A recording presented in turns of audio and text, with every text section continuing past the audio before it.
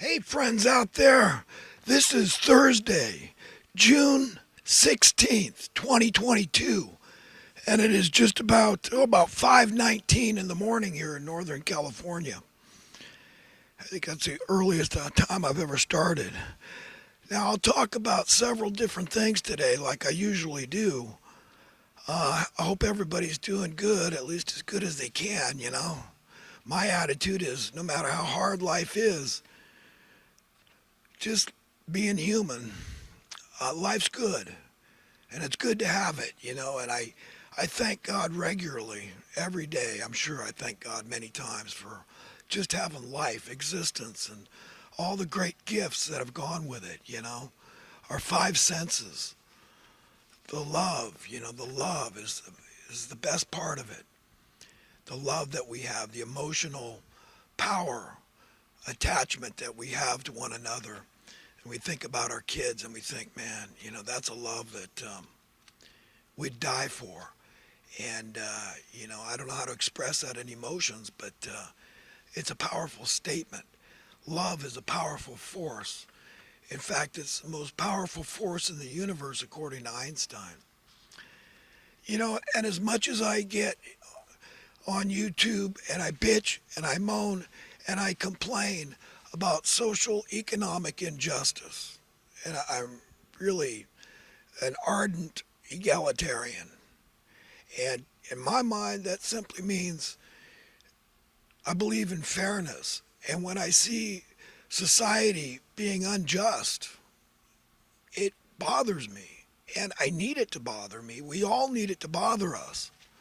Unless you're on the wrong side. But, again, how to affect change?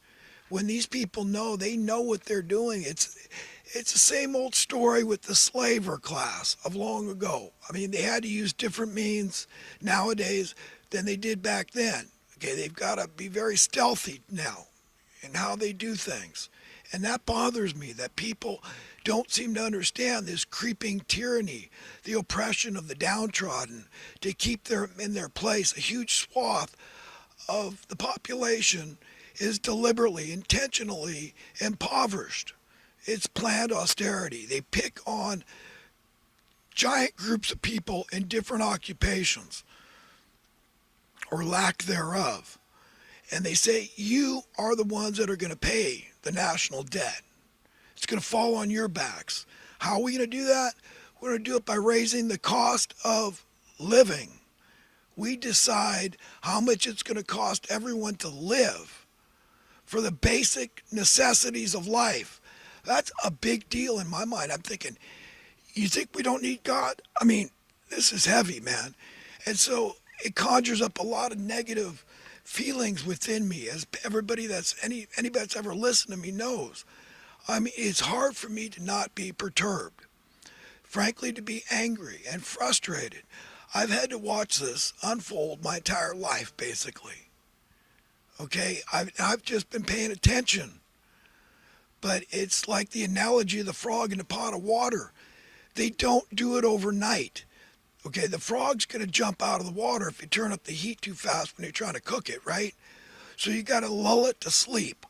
And that's essentially what they've used. That's a perfect analogy for the way they've done things. If in the early 1960s, when the federal minimum wage was about $1 an hour, look it up, all the statistics are online. I know one thing, it would afford you a middle class life. One person working in the family. You could be a homeowner. You could have disposable income. That's the America I remember as a child. Do you understand how far we've fallen? Now suppose the government, the politicians, the Treasury, the Federal Reserve, these people in these positions of power came out and told the public that, sorry, but next year you'll still get that dollar an hour. In fact, we'll make it $1.10. $1.20. We'll be really generous. But here's the thing. That dollar now is going to be worth 2.5 cents. So you say bye-bye to your standard of living. You see, it makes me nuts when I see how far they've gotten. And I say, these people, They probably joke amongst themselves. They said, hey, this is a different era. I guess the peons learned their place and they're just going to suck it up and just go die. Put their tail between their legs, crawl under a bridge, and die. Do the earth a favor. Okay? No more carbon footprint from them. Because that is the far end of economic oppression is death. So it's violence. It's a violent act to oppress people economically. It's all artificial. It's all being imposed deliberately. That's what people got to wrap their minds around, how evil these people are. And they'll get as far as they can. Historically, in the past, when they pushed too hard like they have now, you had a bloody revolution where the people united. It wasn't Democrats, Republicans, blues and reds, conservatives and liberals. Oh no. Oh no, it wasn't socialists and capitalists. It was we the people. Like in the French Revolution, right? Marie Antoinette. But what they've gotten away with now, they joke amongst themselves that we make Marie Antoinette look like a saint.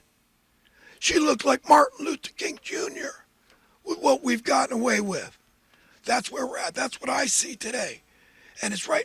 People they don't understand. If they take away people's hope of ever having a middle class life and home ownership, I understand. I heard from a friend, we got BlackRock out there buying up all the housing.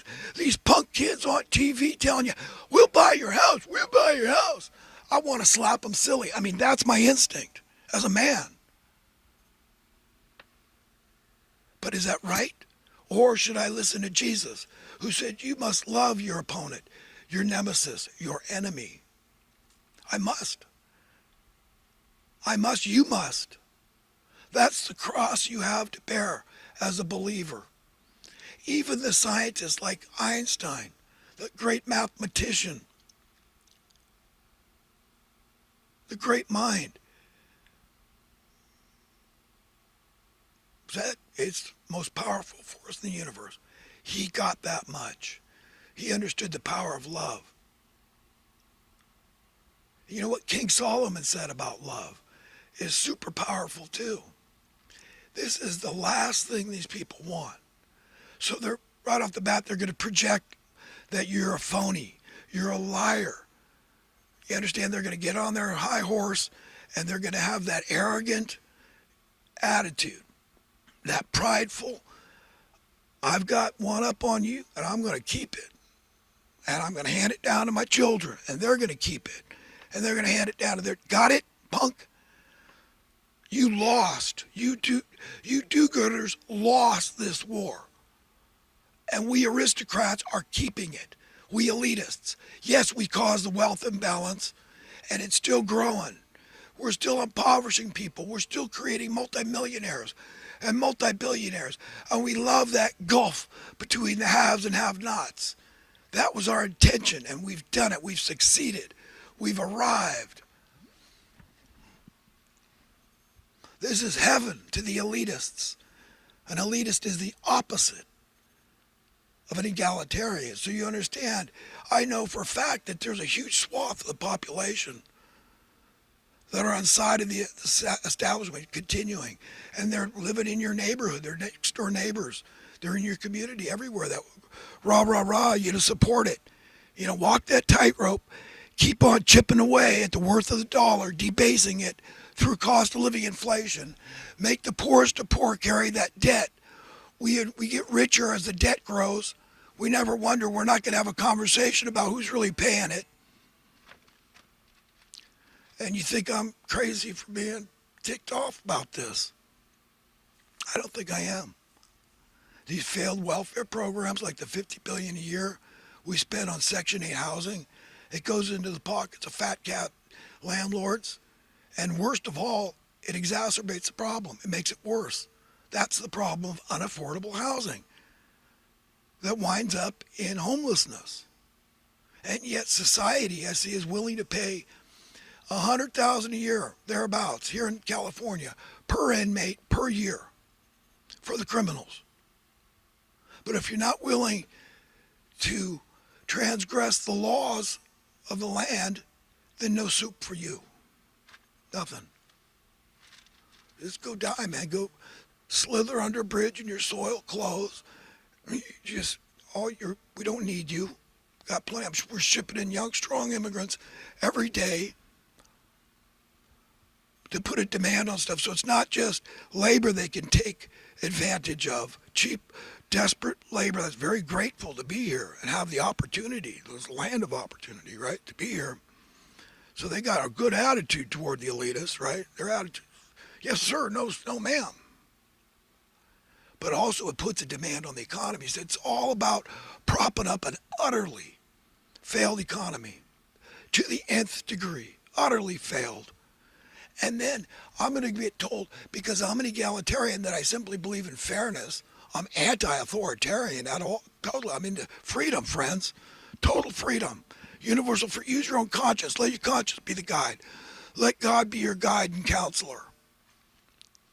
You won't breach the laws of man, any of them that make sense, if you simply follow the golden rule.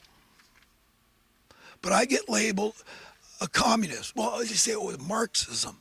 He's a Marxist. He believes in fairness. He believes in equality. Oh my God. Oh my God. Oh.